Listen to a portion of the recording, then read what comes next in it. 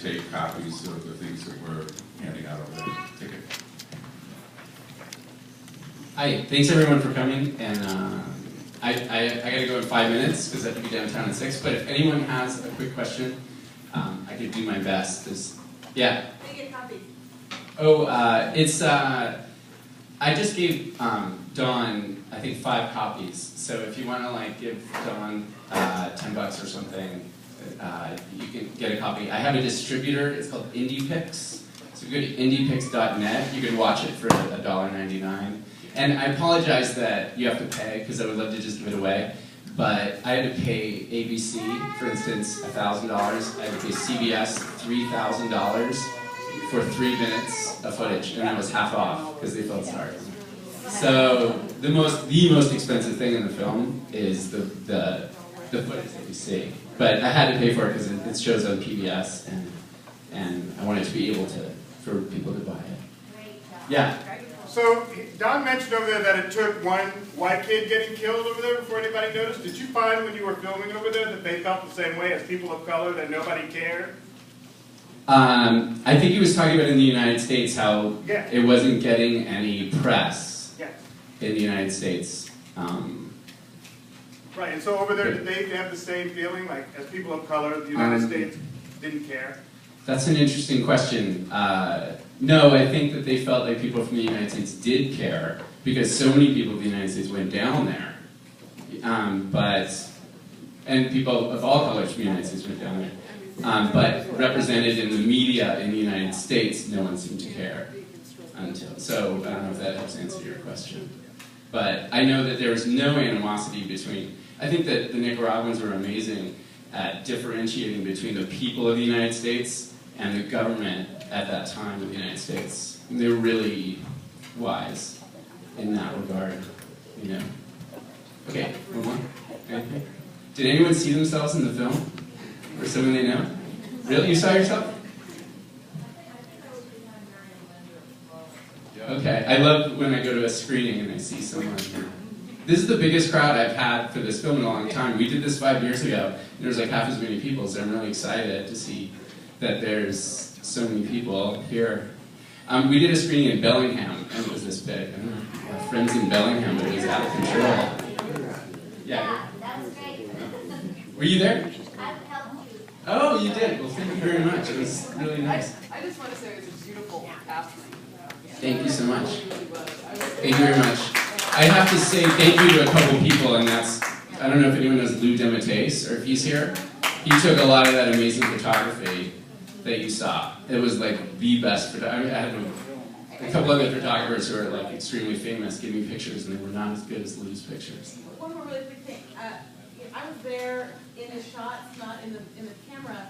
Are you going to sue me? How How much do I owe you? I remember hating the cameras, hating the flashes, hating the journalism, hating the documenting, feeling like my friend got killed, you can't be here, who are you? Yeah. You know?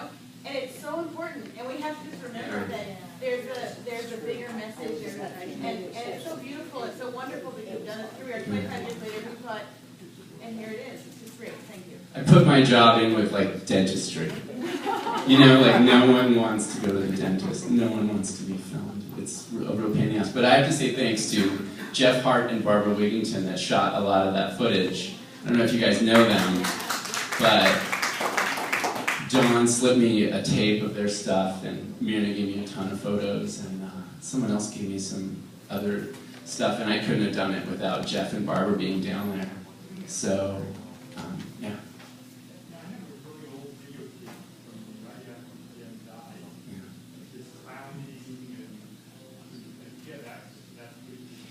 Yeah, I never found any footage of Ben clowning. I just had the photographs. Did you take those photos? I think Myrna took those photographs. Myrna Brown was super helpful too in giving me photos, although she really didn't want to be interviewed. Rebecca Leaf wouldn't be interviewed. I went all the way to Nicaragua, and she forgot to tell me, by the way, I'm not going to do an interview, so. But I'm glad I went anyway. She said, yeah, come on down. So I showed her the camera. She's like, oh, no. I don't do interviews, because she had such a bad experience with, this lady was talking about, like, she had a really bad experience when Ben was killed with being misrepresented in the media. So such that, 20 years later she wouldn't even talk to little old me.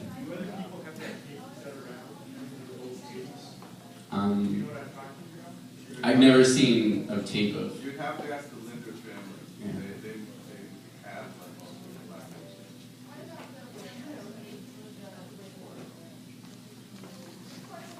black I've seen that, yeah. I've never seen anything of who Jeff London. Yeah, in the next version. There are DVD extras on the DVD. You can see like where people are, like where are they now? So you get to go to school with Myrna and see her teach. Things like that. Okay, I'm going to hand this over if anyone else wants to. Yeah.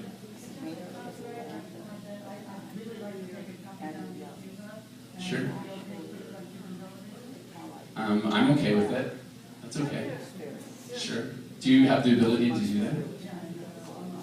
Really? Great. Do it. It's been on TV in Nicaragua and it's been on PBS here, so I would love to be on TV. Okay, I'm going to hand this mic to the closest person, and that's me. Thank you very much for being in the film, by the way. First interview. It was really hard. It was like, someone's going to go first. I do have to say that, you don't have any questions, that there's a lot of you who know that, who are better friends of Ben's than I was, and who were much closer to Ben than certainly I was, because my job at Technica was quite a distance from his daily life for sure. So the reason that it often happens with these kinds of projects is that whoever happens to be doing the project has to be able to do it in a certain amount of time with whoever he happens to find. So that was the reason why I ended up being part of this project, because I was just finishing graduate school at the time. Jason was doing it, so it was really for no other reason, because there's a ton of people here who could have done a better job than I did. Any questions? A strictly technical question.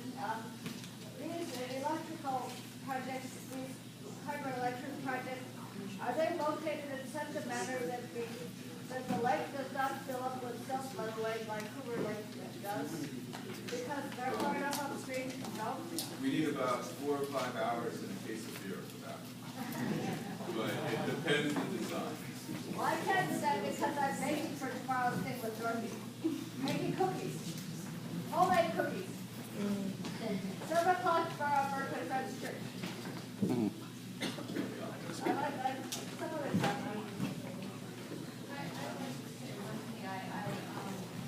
Stand up, Susan.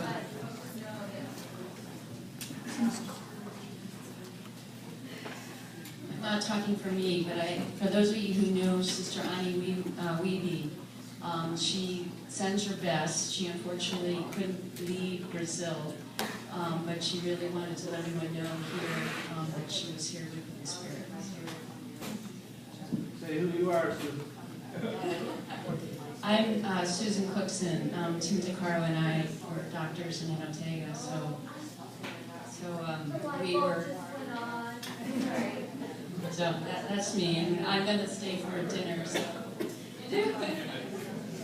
But I just wanted to let everyone know. Ani was going to write something for me to read, but unfortunately she had to go into the interior because she, believe it or not, is still working with indigenous people in Brazil that the ranchers are trying to take away their land. So she's still really struggling at the age of 87.